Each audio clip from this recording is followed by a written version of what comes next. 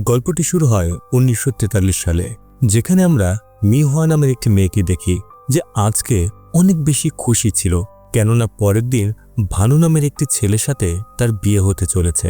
পরের দিন আমরা তাদের বিয়ে দেখি, যেখানে তারা দুজনেই অনেক খুশি ছিল। তখনই মেইন গেটে কেউ কড়া নাড়ে, যার শব্দ শুনে মিহুয়ার চোখ যেন কপাল উঠে যায়। এর আগে আমি এই মুভিটি বর্ণনা করেছি, যার লিঙ্ক আমি পিন কমেন্ট অথবা ডিসক্রিপশনে দিয়ে দেব। যদি বর্ণনাটি না দেখে থাকেন তাহলে লিঙ্কে গিয়ে বর্ণনাটি দেখে আসতে পারেন। এখন বর্তমান সময়ে আমরা তাসিয়া নামের একটি মেয়েকে দেখি, যে তার এঙ্গেজমেন্টের জন্য প্রস্তুত হচ্ছিল। তার হবু বরের নাম হলো সালিম। সালিম আসলে ছোট থেকে এতিম ছিল, আর তাকে লালন পালন করেছে লিন্ডা এবং চান্দ্রা নামের দুজন। তারাই এখন তার বাবা মা। তাসিয়া সেই পরিবারের জন্য কাজ করত যেখানে সালিমের সঙ্গে তার পরিচয় ও প্রেম হয়। এখন তারা বিয়ে করতে যাচ্ছে।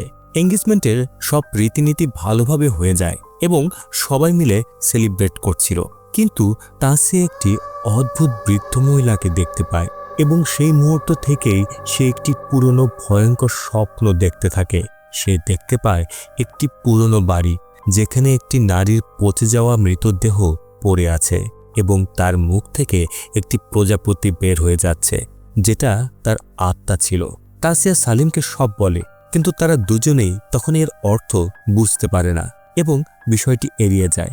এই সময় সালিম তাকে জানায় যে তার বাবার কাজিন অর্থাৎ তার আন্টিকে বিয়ের দাওয়াত দেওয়া হয়েছিল, কিন্তু সে কেন যেন বিয়েতে আসেনি। এরপরে সে ওয়াশরুমে যায়। এ সময় তার গ্রাম থেকে কোচঞ্চুর নামের একজন ব্যক্তি তাকে ফোন করে, যে সেই গ্রামেরই একজন কবিরাজ। সে জানায় যে তার আন্টি গত দিনে মারা গেছে, অর্থাৎ সেই আন্টি যে এখানে আসতে চেয়েছিল, যার কথা একটু আগেই সে বলছিল। এটা শুনেই সে অবাক হয়ে যায়। এরই মধ্যে তার নাক বেয়ে আসতে থাকে রক্ত। ঠিক তখনই একটি অদ্ভুত ঘটনা ঘটে। সি ফাংফাং এর ফোন থেকে আবার কল আসে। সে বুঝতে পারল না মৃত ব্যক্তির ফোন থেকে কে কল করেছে। ফোনটি রিসিভ করলেই সি ফাংফাং বলেন সে যেন তাড়াতাড়ি বাড়িতে ফিরে যায় আর বাড়িতে যেন আগরবাতি জ্বালিয়ে দেয়, কেননা বাড়িতে কেউ নেই। ফোন কেটে যায়। সালিম বুঝতে পারে না কিভাবে মৃত একজন মানুষ তাকে ফোন দিলেন। তখনও সে বিষয়টি গুরুত্ব দেয় না এবং বাইরে চলে যায়। তখন আবার সেই অদ্ভুত বৃদ্ধ মহিলাটাকে দেখতে পাওয়া যায়। এরপর সালিম তাসিয়াকে সবকিছু জানায় এবং বলে যে সি ফাংফাং তার একমাত্র রক্তের আত্মীয় ছিল, তাই তার জানাজা এবং সম্মানের সঙ্গে শেষকৃত্য করাটা তার দায়িত্ব। সে আজই গ্রামে যাবে। তাসিয়াতে খুব মন খারাপ করে ফেলে, কারণ দুদিন পরই তাদের হংকং যাবার কথা ছিল। এখানে তাদের প্রি ওয়েডিং ফটোশ্যুট হতো, কিন্তু সালিম বলে এটা তার দায়িত্ব, তাকে যেতেই হবে। পরদিন সে লাসেম চলে যায় এবং সেখান থেকে তাসিয়াকে কল করে বলে যে মেকআপ আর্টিস্ট আরিন এবং ফটোগ্রাফার ফেব্রিকে নিয়ে লাসেমে চলে আসতে, কারণ তার বাড়িটা খুব সুন্দর, ঐতিহ্যবাহী এবং অ্যাস্থেটিক, যেখানে ফটোশ্যুট দুর্দান্ত হবে। তাসিয়া রাজি হলেও সে সালিমের উপর কিছুটা রাগান্বিত ছিল, যেটা ফেব্রি বোঝে এবং তাকে শান্ত করে। এখানেই বোঝা যায় ফেব্রি আসলে তাসিয়াকে খুব ভালোবাসে এবং তার বিয়ে নিয়ে সে খুশি নয়, কিন্তু কোনোদিন সাহস করে তাকে প্রপোজ করতে পারেনি। অন্যদিকে সালিম লাসিমে সি ফাংফাং এর জন্য প্রার্থনা করে। পুরো বাড়িতে সে একাই প্রার্থনা করছিল। হঠাৎ পেছন দিয়ে কিছু একটা চলে যায়। সালিম বুঝতে পারল না কি ঘটল। সেই রাতে তাসি একটি দুঃস্বপ্ন দেখে, যেখানে সে দেখে যে সে সেই বাড়িতে ঢুকেছে এবং কফিনের ভেতরে সালিমের মৃতদেহ শুয়ে আছে। ভয়ে তার ঘুম ভেঙে যায়। পরদিন তাসিয়া লাসিমে পৌঁছায় এবং বাড়িতে ঢুকেই অদ্ভুত এক অনুভূতি পায়। সেই পুরনো স্বপ্নে দেখা লাল প্রজাপতিটাও সে এখানে দেখে। সালিম তাকে সব বোঝায়। আমরা দেখতে পাই এক মহিলা বিয়ের পোশাকে লাল ঘোমটা পরে দাঁড়িয়ে আছে, কিন্তু সালিম বা তাসিয়া কেউই তাকে দেখতে পায় না। রাতে খাবার টেবিলে তাসিয়া সালিমকে বলে তারা যেন শিগগিরই এখান থেকে চলে যায়, কারণ তার একটা খারাপ স্বপ্ন দেখেছে এবং সে বুঝতে পারছে এটাই সেই বাড়ি যেটা তার ভীষণে আসতো। সালিম তখন বলে সকালে তারা পূর্বপুরুষদের আশীর্বাদ নেবে, তাহলেই সব ভালো হয়ে যাবে, কারণ তারা নিশ্চয় চাইছেন বিয়ের আগে আশীর্বাদ নেওয়া হোক। পরদিন সকালে তারা প্রার্থনা করতে যায়। তখন আমরা দেখতে পাই সেই ঘোমটা পরা মহিলাটিকে, যারা তার আশেপাশেই ছিল। এরপর আরিন, ফেব্রি এবং ফেব্রির অ্যাসিস্ট্যান্ট সেখানে পৌঁছে যায়। তারা কিছু কথাবার্তা বলে এবং ঠিক তখন কোচুংচুং সালিমের সঙ্গে দেখা করতে আসে এবং একটি প্রার্থনার যন্ত্র দেয়। সে বলে কিছু দরকার হলে যেন তাকে ডাকে, সে কাছেই থাকে। তাদের চলে যাওয়ার পর সবাই বাড়ি ঘুরে দেখতে থাকে এবং সালিম দেখতে পায় উপরে একটা রুম থেকে রক্ত ঝরছে, কিন্তু পরক্ষণে তা গায়েব হয়ে যায়। এদিকে আরিন কিছু পুরনো ছবি খুঁজে পায় যেখানে সে মিহুয়ার একটি ছবি দেখে। মিহুয়া অত্যন্ত সুন্দরী ছিল। আরিন সেই ছবি নিজের কাছে রেখে দেয়। সে বলে মিহুয়ার হেয়ারস্টাইল তার খুব ভালো লেগেছে এবং সে তাসিয়ারও ঠিক এমন হেয়ার স্টাইল করে দেবে।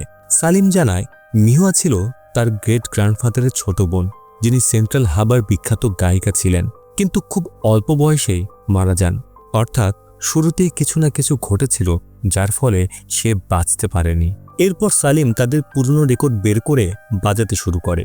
রাতের বেলায় তাসিয়া যখন বাসন মাজছিল এমন সময় ফেব্রি এসে পাশে দাঁড়ায়। দুজনের মধ্যে একটু আধটু কথা হয়। কথার ছলে ফেব্রি তাসিয়াকে ইঙ্গিতে বোঝায় যে সে তাকে পছন্দ করে।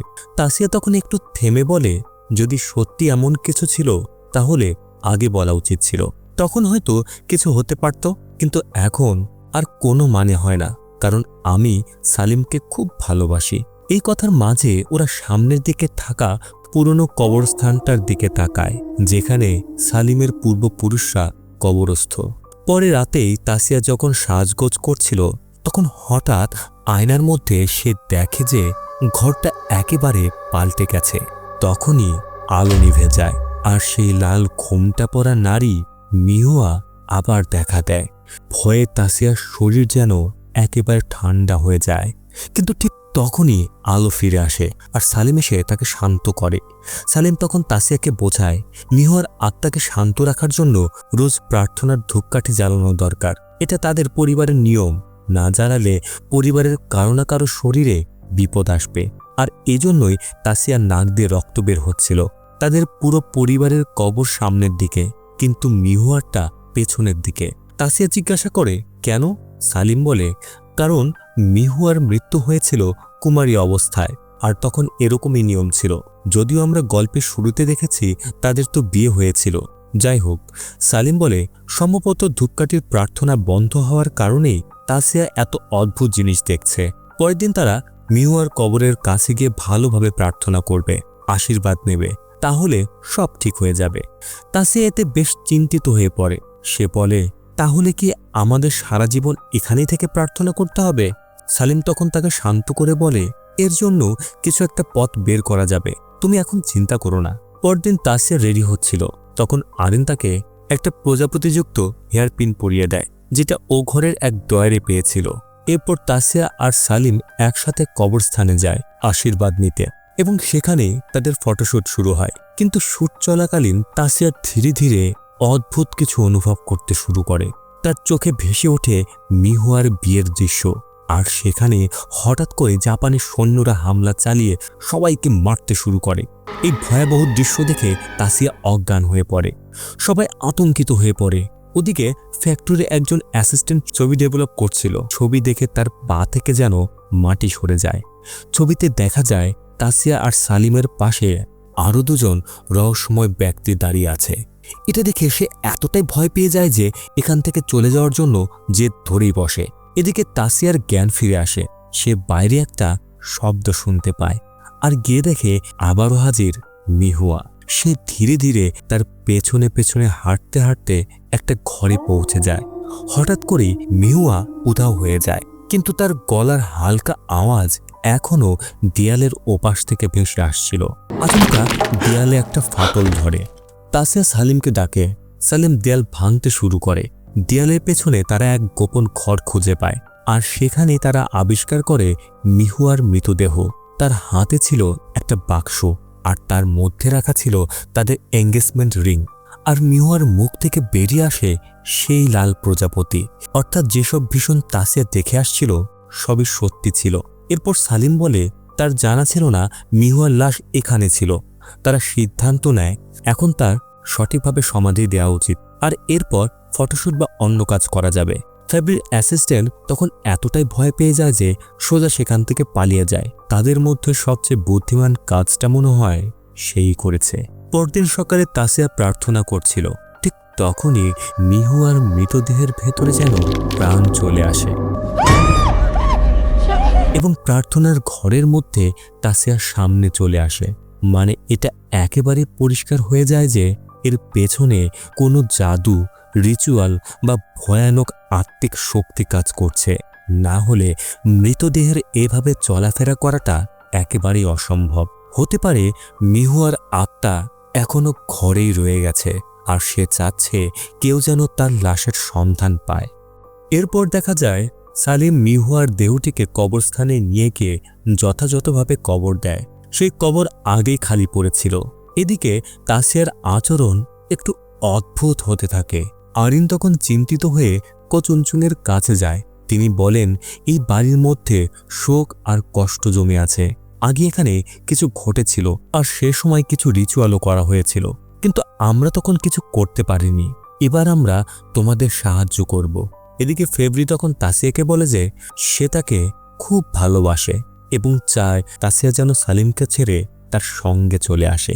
সালিম তো তোমাকে এখানে এনেছে আর এরপর থেকেই এসব অদ্ভুত ঘটনা ঘটতে শুরু করেছে। তুমি এখনো চাইলে এসব থেকে বাঁচতে পারো। সে তাসিয়াকে চুমু খাওয়ার চেষ্টা করে, কিন্তু তাসিয়া তাকে ধাক্কা মারিয়ে সেখান থেকে চলে যায়। সালিম দূর থেকে এই দৃশ্য দেখে ফেলে। এরপর সে কবরস্থানে যায়, কারণ তার নাক থেকে রক্ত পড়া থামছিল না। তাসিয়া তখন তার কাছে এসে দাঁড়ায়।